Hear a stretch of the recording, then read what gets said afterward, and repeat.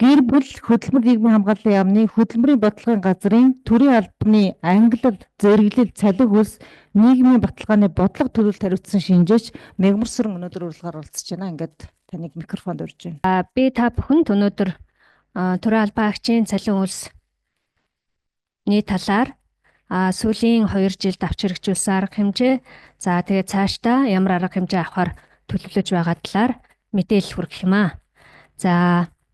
Төрийн албаны зөвлөлийн 2023 оны төрийн албан агчийн улсын нэгдсэн тоо бүртгэлийн тайланд дурдсанаар ажиллаж байна. 2023 оны 12 дугаар сарын 31-ний өдрийн байдлаар төрийн 4339 байгууллагад 226,496 төрийн албан агч ажиллаж байна гэсэн ийм тоо мэдээ гарсан. Нийт төрийн албан агчдын төрийн албан агчдын 64.4% нь эмэгтэй албан агч байгаа бол төрийн албан агчийн дундаж наслалт 38.6 гэсэн ийм статистик мэдээ гарсан. Нийт төрийн албан агчдыг төрийн албаны ангиллаар авч үзвэл улс төрийн албан агч 3904 болж өмнөх оноос 145-аар нэмэгдэж нийт албан агчдын 172%-ийг эзэлж байгаа. Төрийн тусгай албан агч 47657 болж өмнөх оноос 499-оор өссөн ба нийт албан агчдын 18.13%-ийг эзэлж байна. Төрийн захиргааны албан агч 21639 болж өмнөх оноос 384-оор буурсан ба нийт албан агчдын 958%-ийг эзэлж байгаа. Төрийн үйлчилгээний албан агч 153,302 болж өмнөх оноос 1037-оор өссөн ба нийт албан агчдын 70.57%-ийг эзэлж байгаа. Төрийн үйлчилгээний албан агчдыг мэргэжлийн үйлчилгээний албан агч бол 99,800, нийтлэг үйлчилгээний албан агч бол 53,500 гэсэн ийм статистик мэдээ гарсан.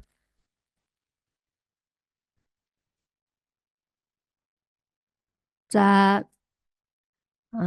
газраас сүүлийн 2 жилд төрийн албан агчийн цалин хөлс нийгмийн баталгааны талаар гаргасан шийдвэрүүдийн талаар та бүхэн бас мэдэж байгаа бах.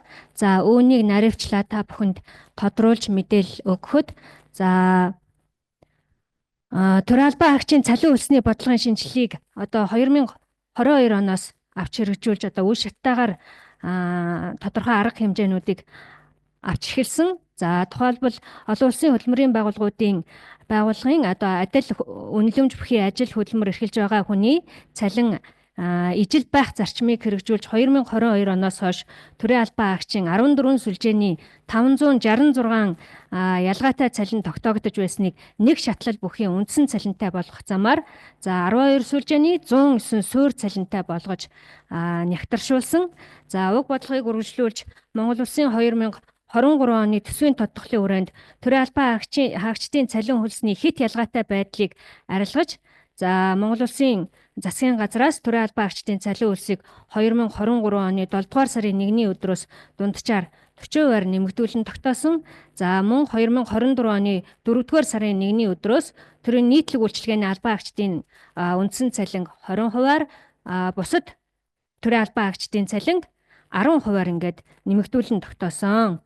Уг арга хэмжээний хүрээнд төрийн албан агчийн дундад цалин хөлс 2019 онтой харьцуулахад 2.6%-аар өсөж 2024 оны 2 дугаар улирлын байдлаар 2,417,300 төгрөгт хүрсэн.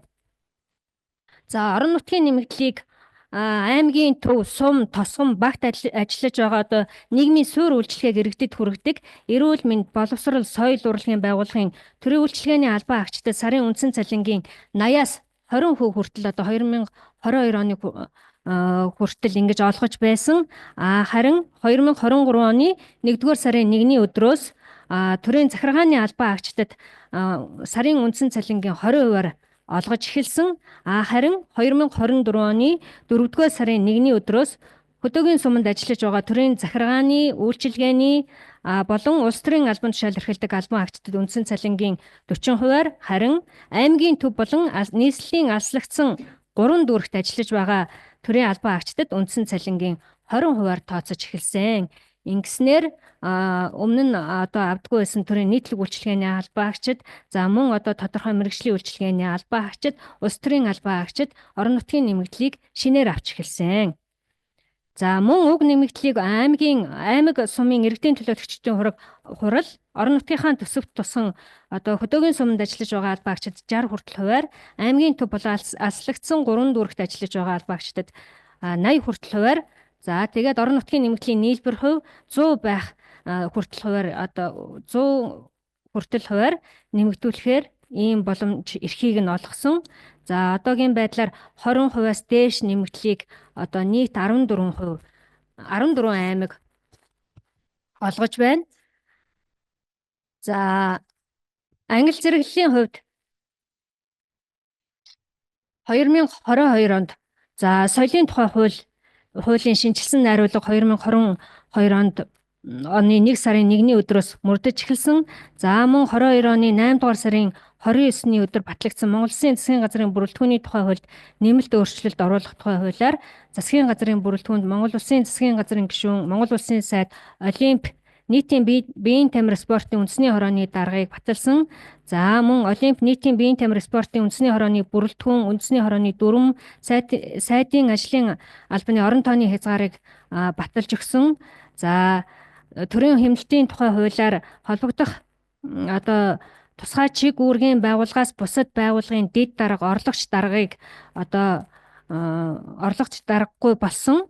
За мөн одоо ажлын байрны хэрэгцээ шаардлагыг дагаад зарим албан тушаалын нэршил өөрчлөгдсөнтэй холбоотойгоор 2023 оны засгийн газрын 240-р тогтоолоор төрийн үйлчилгээний мэргэжлийн салбаруудын албан тушаалын ангилал зэрэглэлийг одоо шинжилэн баталсан.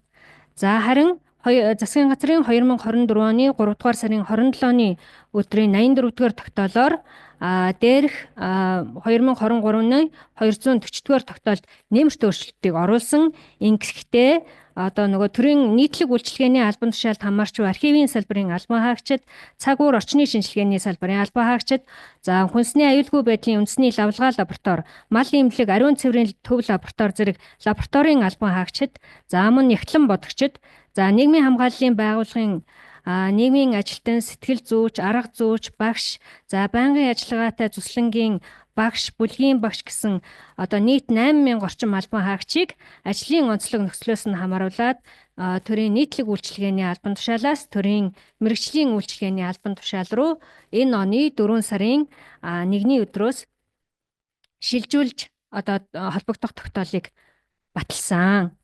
За мөн засгийн газрын 2022 оны 487 дугаар тогтоолоор төрийн захиргааны албан тушаалын ангилал зэрэглэл түүнд хамаарх албан тушаалын зэгсаалтыг одоо тодорхой хуулиуд шинээр батлагдсантай холбогдуулан 24 онд хэд хэдэн нэмэлт өөрчлөлтийг оруулсан. Ингэхдээ нийгмийн даатгалын ерөнхий багц хууль батлагдсантай холбогдуулан нийгмийн даатгалын ерөнхий хуулиар аймаг дүүргийн нийгмийн даатгалын хэлцэг нийгмийн даатгалын газар байхаар хуульчилсан. Мөн нийгмийн даатгалын ерөнхий газрын дэрэгдэх эмнэлэг хөдөлмөрийн магадлах төв комиссийг эрүүл мэндийн магадлалын төв зөвлөл болгож баталсан. За мөн аймаг дүүргийн нийгмийн даатгалын хэлтсийн дэрэгдэх эмнэлэг хөдөлмөрийн магадлах комиссийг эрүүл мэндийн магадлалын зөвлөл болгон нэр өөрчилсөнтэй холбогдуулан энэ 487 дугаар тогтоолд өөрчлөлт оруулсан. За мөн 2024 оны 6 дугаар сарын 5-ны өдрийн улсын хурлын чуулганаар Шинзүү мод хотын эрх зүйн байдлын тухай хуулийг баталсантай холбогдуулан Шинзүү мод хотын захирагчийн ажлын албаны албан тушаалын ангил зэрэглэлийг одоо баталж өгсөн. За мөн 4 сард засгийн газрын 81-р тогтоолоор нийслэлийн эрх зүйн байдлын тухай хуультай холбогдуулан холбогдох өөрчлөлтийг энэ 487 дугаар тогтоолдоо өөрчлөлт оруулж баталсан. За 5 жил ажилласны мөнгөн урамшууллыг одоо төрийн үйлчилгээний албан хаагчид холбогдох салбарын наривчилсан хуулиараа зохицуулсан зохицуултын дагуу авч байсан бол эрүүл мэнд, боловсрол, за соёл урлаг, архивын салбарын албан хаагчид гэх мэт албан хаагчид авч байсан бол 2024 оны 4 сарын 1-ээс засгийн газрын 83 дугаар тогтоолоор төрийн захиргааны албан хаагчид тасралтгүй 5 жил ажилласан бол одоо 6 сарын үндсэн цалинтай тэмцэх мөнгөн урамшууллыг шинээр авч эхэлсэн. За ингэснээр одоо сум аллагдсан дүүрэгт ажиллаж байгаа төрийн захиргааны албаагчид тогтвор суурьшилтай ажиллах нөхцөл бүрдэж бас амьдралын нөхцөл чанараа дэвшлүүлэхэд нь тодорхой хэмжээний дэмжлэг болж байгаа гэж үзэж байгаа.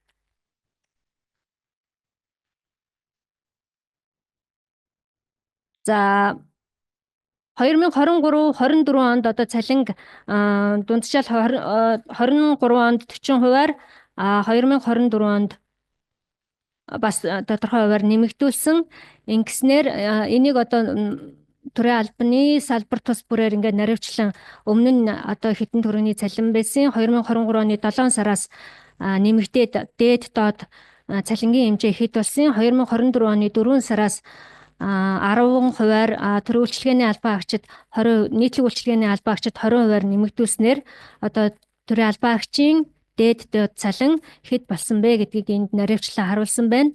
За үндэсний статистикийн хорооны 2023 оны 4-р улирлын мэдээгээр төрийн албаагчийн дундад цалин 2162.2 мянган төгрөг байна гэсэн мэдээ гарсан бол энэ оны 4 сарын 1-ээс үндсэн цалин нэмэгдүүлснээр төрийн албаагчийн дундад цалин хөлс 2534.4 мянган төгрөг болсон гэсэн ийм статистик мэдээлэл гарсан.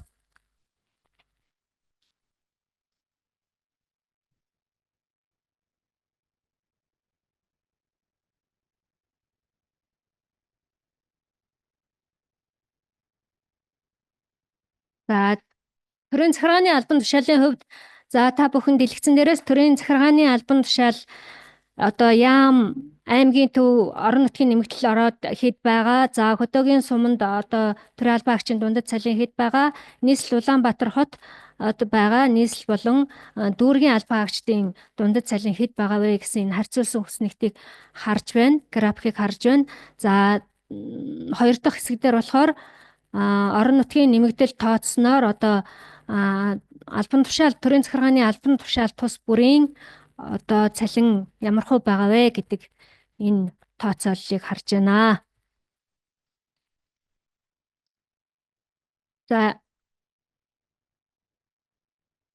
За энэ слайдн дээрээс харахад яамны албан хаагчдын төрийн захиргааны төв байгууллага болох яамны албан хаагчдын үндсэн цалингийн дундаж бол сая 934 мянга байна. За аймгийн төв орон нутгийн аймгийн төвийн албан хаагчдын үндсэн цалингийн дундаж 20% нэмэгдлээ тооцоод сая 936 мянга байна. За хөдөөгийн суманд ажиллаж байгаа албан хаагчдын цалингийн дундаж орон нутгийн нэмэгдлээ тооцоод сая 914.920 мянган төгрөг байна. За Улаанбаатар хот нийслэл дүүрэгт ажиллаж байгаа албан хаагчдын цалингийн дундаж сая 702.800 төгрөг байгааг та бүхэн харж байна. За 2 дугаар хэсэг дээр улсын ахлах байцаагч аймаг дээр ажиллаж байгаа улсын ахлах байцаагчийн дундад цалин хөлс сая 916.400 төгрөг.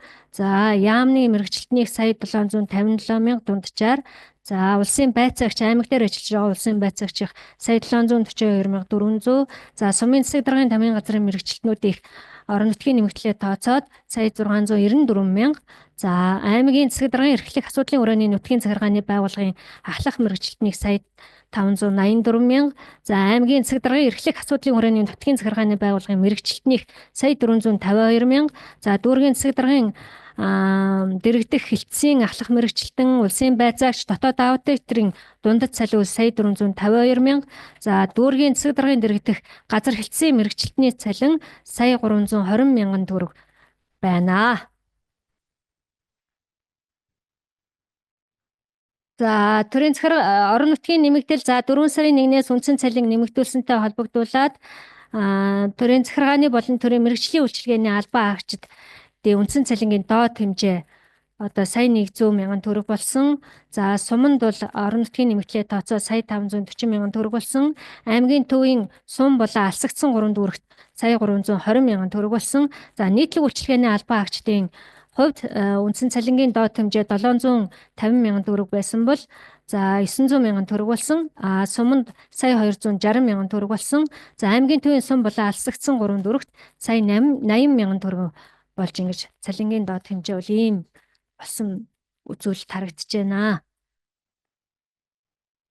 За цаашдаа цалин хөлсийг нэмэгдүүлэх чиглэлээр манай яамнаас 2025 онд төрийн албан агчдын цалин хөлсийг инфляцийн түвшинтэй уялдуулаад 6%-аар нэмэгдүүлэхээр тооцоолсон. За мөн төрийн захиргааны албан агчдын цалин нэг сүлжээнд нэгтгэх буюу одоо яам агентлагийн албан агчдын цалингийн хэмжээг нэгтгэн тогтоохоор ингэж төлөвлөд байна. За мөн зарим албан тушаалын ангилал зэрэглэлийг оновчтой болгох. За нийслэл дүүргийн албан агчдын ангилал зэрэглэлийг ахиулах замаар саяны энэ өмнөх слайдн дээр харагдж байсан дүүрэгт ажиллаж байгаа албан агчдын мэрэгчлэлтний цалин хамгийн бага байна. За мөн одоо нийслэлт ажиллаж байгаа нийслэл дүүргийн албан агчдын одоо нөгөө дундаж цалин хамгийн бага гэсэн юм өмнөх слайдн дээрээс харагдсан.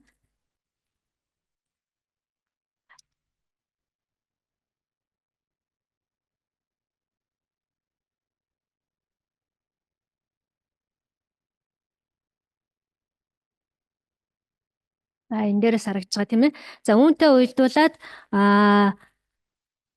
дүүрэг агентлагийн албан агчдын одоо ангиллыг өсгөх замаар цалинг нэмэгдүүлэх.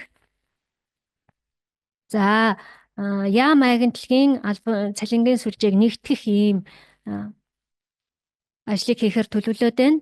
За мөн манай яамнаас төрийн албан агчдын цалин хөлс нийгмийн баталгааны тухай хуулийн төслийг боловсруулж байгаа.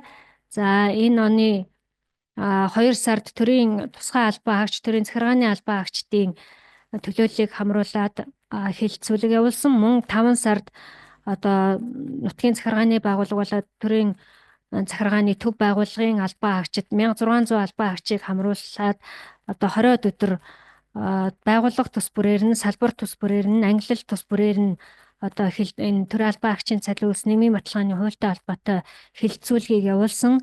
За мөн засгийн газрын 3 удаагийн хуралдаанд энэ төрийн албан агчийн цалин хөлс нийгмийн баталгааны тухай мэдээлэл за энэ хуулийн төслийг танилцуулсан. За мөн энэ 7, 4, 10 сургалтын 5 сард сургалтад хөдөлмөр нийгмийн хамгааллын сайд булган төрийн албан агчийн цалин хөлс нийгмийн баталгааны хуулийн төслийн талаар бас танилцуулгыг хийсэн. Уг сургалтад бол одоо орон нутгаас нийт 3000 гаруй албан агч оролцсон юм мэдээтэй байгаа. За тэгээд энэ хэлэлцүүлэг өөдөөс гарсан төрийн албан агчдаас гарсан саналуудыг одоо хуулийн төсөлдөө нэгтгээд, эренблээд одоо тусгаад явж байна. За энэ хуулийн төслөө бол одоо цаашдаа өргөн бариад ингээд батлуулах ийм төлөвлөгөөтэй явж байгаа. За 2025 оны 1 сарын 1-ний өдрөөс одоо төрийн албан агчийн цалин инфляцийн түвшинтэй уялдуулаад 6%-аар нэмэгдүүлснээр төрийн албан агчийн цалингийн доод хэмжээ, дээд хэмжээ, за үндсэн цалингийн дундаж хэд болохыг салбар тус бүрээр, ангиллал тус бүрээр энд харуулж байна. За ингээд өнөөдрийн миний та бүхэнд хүргэх мэдээлэл ингээд дуусч байна. Одоо та бүхэн тодорхой асуултуудаа асуугаад би хариулаад явъя.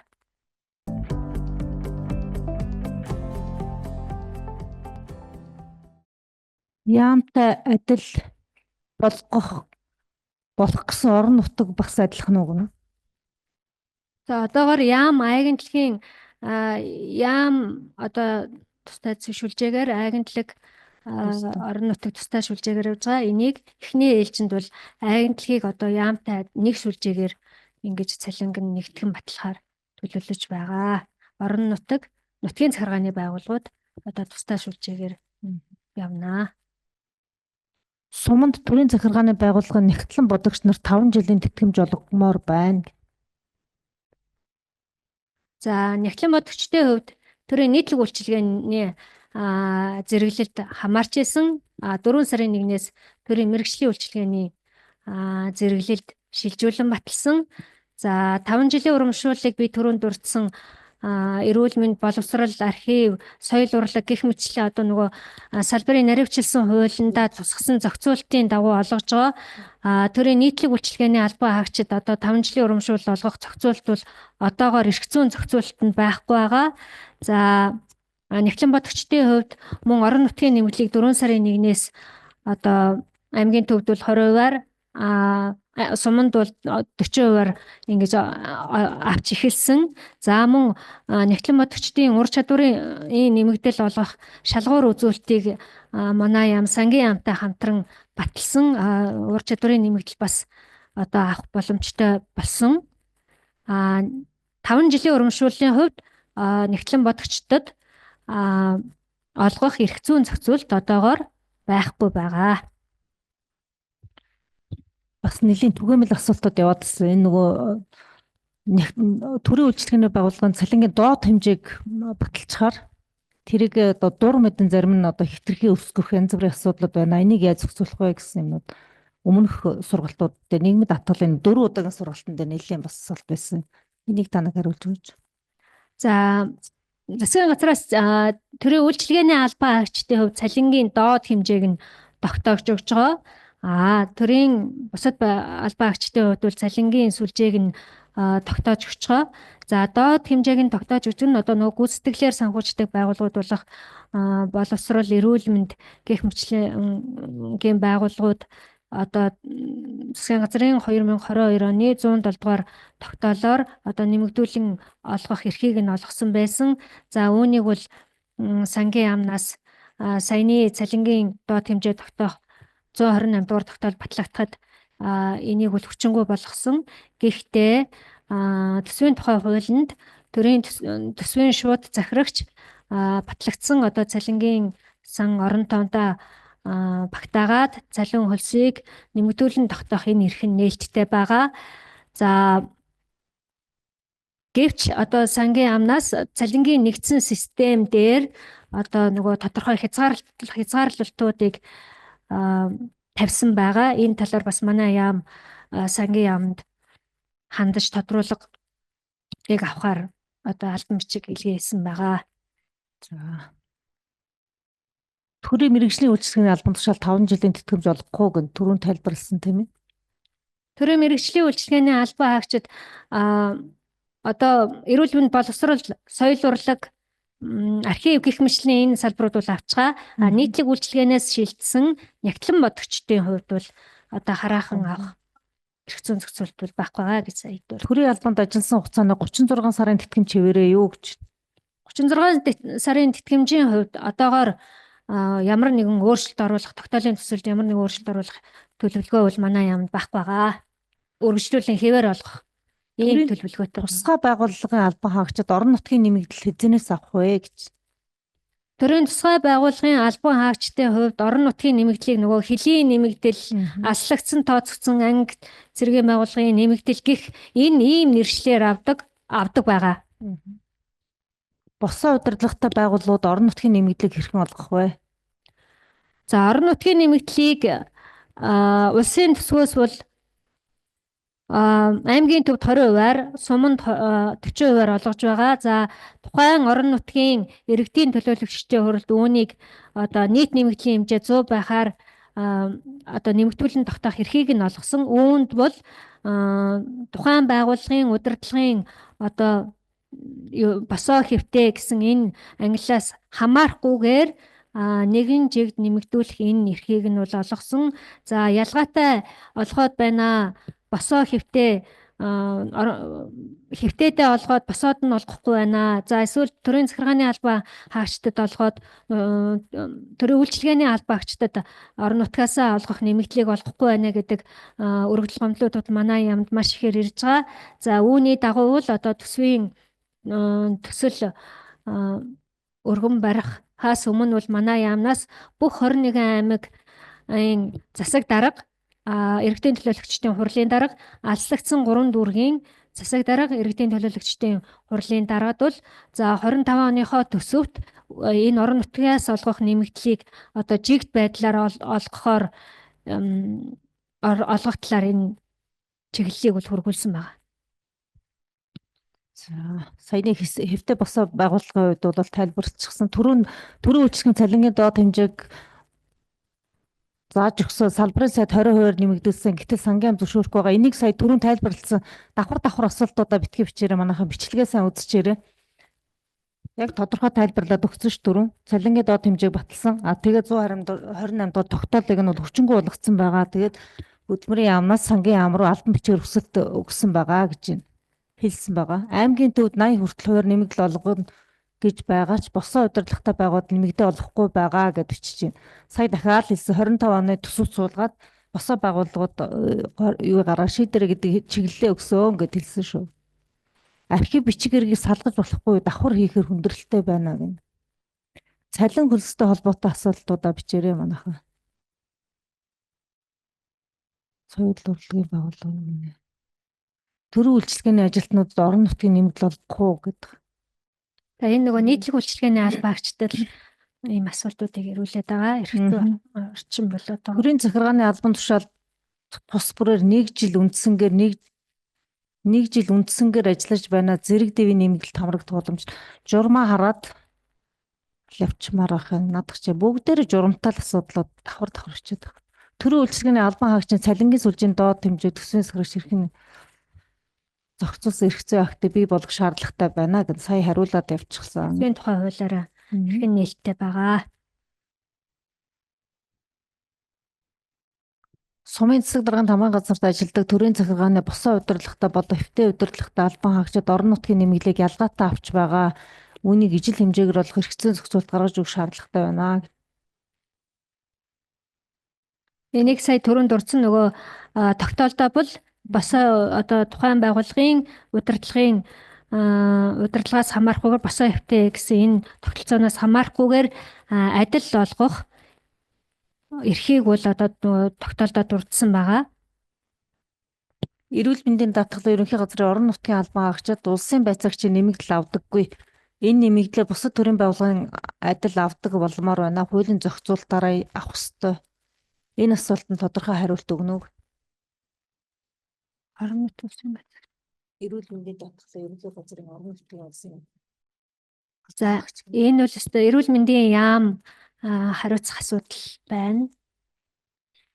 Хоол унааны хөнгөлтийг төсөвт байгууллагууд олгоцсон.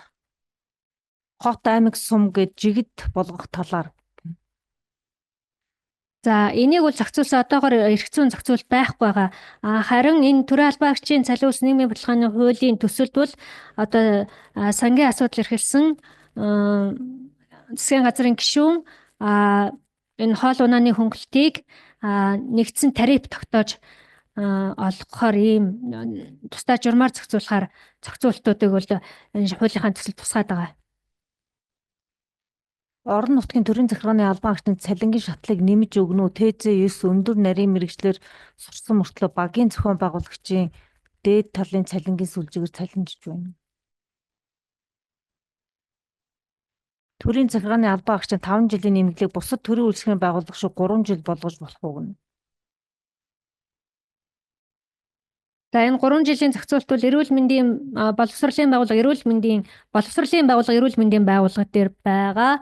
За энийг бол нарийн одоо нөгөө санхүүгийн тооцоол янз бүрийн хийсний үндсэн дээр л шийдэх асуудал байна. Суманд ажиллаж байгаа босоо удирдлагатай төрийн захиргааны албан хаагч орон нутгийн нэмэгдэл улсаас 40% олгож байна. Орон нутгийн нэмэгдэл олохгүй хохирч суманд ажиллаж байгаа засаг даргын тамгын газрын албан хаагчид 60% авч байна. Яагаад ийм тэнцвэргүй байдаг вэ? Адилхан хөдөө суманд ажиллаж байна. Улсын татаас авдаг босоо ихтэй. За харин энэ дээр бол одоо орон нутгийг адил одоо хөдөлмөрт ижил цалин үлс гэдэг зарчмаа баримтлаад ижилхэн олгоо адил тогтоо гэдгийг л бол чиглэл хургуулад байгаа. Эрх нь бол одоо нөгөө тухайн иргэдийн төлөөлөгчдийн хурал шийдэх асуудал байгаа. 5 жилийн тэтгэмжинд тасралтгүй гэдэг нь яг юу гэсэн үг вэ?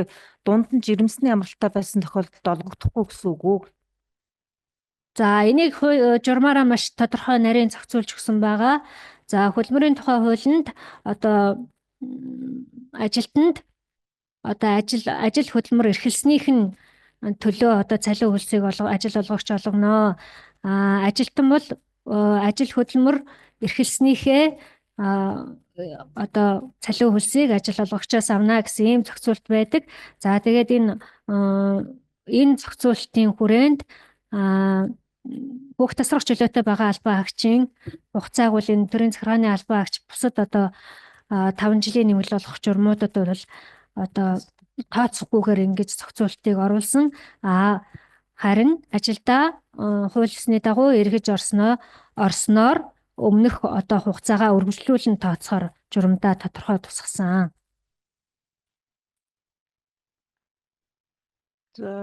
Мал эмнэлгийн салбарт ажиллаж байгаа ТÜ-м ТÜ-гийн албан хаагчид нарт 5 жилийн тэтгэмж өгдөг болмоор байна. Эрх зүйн актанд оруулж өгөх хэрэгтэй салбарын онцлогийн юмд яваад байна тийм.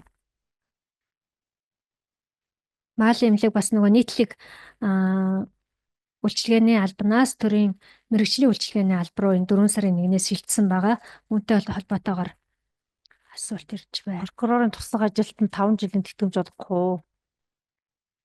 Ус цагуурын төрийн албан хаагчид 5 жилийн мөнгө урамшуулах асуудлыг шийдэх. Энэ нөгөө нийтлэг үйлчилгээний албан хаагчид энэ асуултыг эрүүлж байна. Эрх зүйн орчин одоогоор бол байхгүй байна. Орон нутгийн нэмэгдлийг сарын сүүлд тусдаа үндсэн цалингаас тооцож өгдөг. Гэтэл энд үндсэн цалин нэмэгдүүлсэн мэт судалгаа гарсан байна. Үндсэн цалинг орон нутгийн нэмэгдлийн хуваар тооцож нэмэгдүүлэх юм уу? Цалингийн нэмэгдэл шиг явах уу? Орон нутгийн нэмэгдэл бол үндсэн цалингаас тооцдог. Нэмэгдэл үндсэн цалин биш, нэмэгдэл цалин үлс орох юм. Цалин үлс юм аа. Насан туршийн суралцахын төвөд ажиллаж байгаа багш нарын 5 болон 3 жилийн тэтгэмж хэзээ олгогдох вэ? За энэ бол боловсролын яамны шийдвэрлэх асуудал байна. Хоолны мөнгийг нэгдсэн нэг дүнтэй ялгаргүй болох нь зөв шүү. ТЗ7 буюу ерөнхий нэгтлэн бодогч сая 452, харин ТÜ-м7 нэгтлэн бодогч сая 471-ээр ялгаатай цалин өгч байна.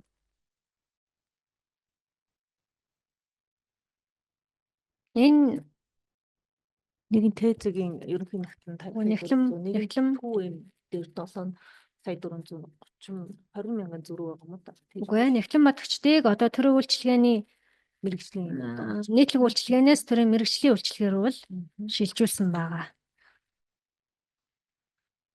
Хөдөө орон нутагт ажиллаж байгаа цагдаагийн албан хаагчид хөдөө орон нутгийн нэмэгдэл олгох уу, 5 жилд олгодог мөнгөнд тэтгэмжинд бусад төрийн албан хаагчдыг авч байгаа орон нутгийн нэмэгдэл 3-5 жилийн тэтгэмжтэй харьцуулахаар маш бага байна.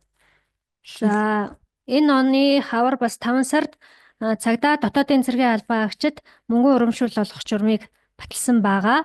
Энд бол нөгөө суманд ажиллаж байгаа албан хаагчдад энэ тасралтгүй 5 жил ажилласны мөнгө урамшуулыг олгохоор журмыг нь бол баталсан байгаа.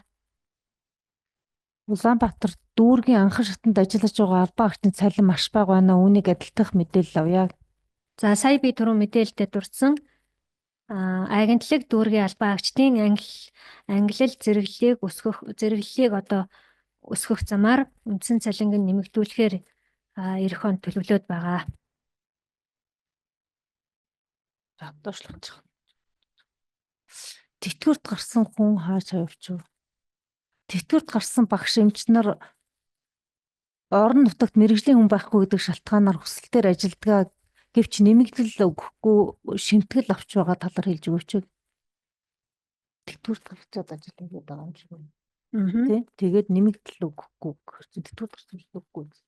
Тий. За энэ тэтгэврт гараад одоо үргэлжлүүлэн ажиллаж байгаа албан хаагчийн хувьд бол төрийн албаны зөвлөлийн 2019 оны 07 дугаар зөвлөмж байдаг. Үүн дээр бол маш тодорхой дурдсан байдаг. Тэтгэврт гарсны дараа төрийн албан хаагчийн одоо эрх зүйн байдалгүйгээр одоо ажилуулж тодорхой гэрээний үндсэн дээр ажилуулж болно. Ингэхдээ тухайн албан хаагч нь төрийн албан хаагчийн эрх зүйн байдалгүйгээр хөдөлмөрийн гэрээ байгуулад ажиллана. Ингэхээр төрийн албан хаагчид олгодог одоо нэмэгдлүүдийг бол олгохгүй. Харин тухайн албан тушаалын үндсэн цалинг бол бууруулахгүйгээр болгоно гэсэн ийм зохицуулт төр зөвлөмжтөр маш тодорхой дурдсан байна. нэг байгууллагад тасралтгүй 5 жил ажиллаж байж нэмэгдэл авах уу гэнэ. Үгүй ээ. Тухайн одоо нөгөө төрийн захиргааны байгууллага байна уу? Эсвэл одоо боловсролын байгууллага байна уу? Соёл урлагийн байгууллага байна уу? Эрүүл мэндийн байгууллага байна уу? Тэр тухайн байгууллагад одоо шилжиж сэлгэн шилжиж эсвэл нэг байгууллагаас нөгөө байгууллагад одоо ажилласан хугацаанд тасралтгүй 5 жил хүрч явах юм бол зүүн урамшууллыг авах эрх үүснэ. Улсын байцаагч эрх хэрэгжүүлж ажиллаж байна. Цалин улсын байцаагчаар цалинжуулах болох уу? За энэ улсын байгаль хамгаалагчтай холбоотой асуудал бол одоо нөгөө төрийн захиргааны англи хэл зэрэглэл рүү оруулъя гэд байгаль орчин аялал жуулчлалын яамнаас удаа дараагийн санал гаргасны үндсэн дээр одоо 487 дугаар тогтоолд өөрчлөлт оруулаад оруулсан. Гэвч одоо нөгөө сум одоо тусгай хамгаалтай газар нутагт одоо мэрэгжилгүй бага боловсролтой гэдэг нөгөө төрийн захиргааны албан тушаал тавигдах шаардлагыг одоо хангахгүй хүмүүс зөндөө ажилтдаг учраас энэ эрх зүйн байдланд ордоод байна гэдэг хүсэлтийг байгаль орчин аялал жуулчлалын яамнаас тавьсны дагуу энэ улсын тусгай хамгаалтай газрын байгууллага хамгаалагчийг тэр үйлчилгээний англи хэл зэрэглэл рүү бол бас шилжүүлсэн байгаа.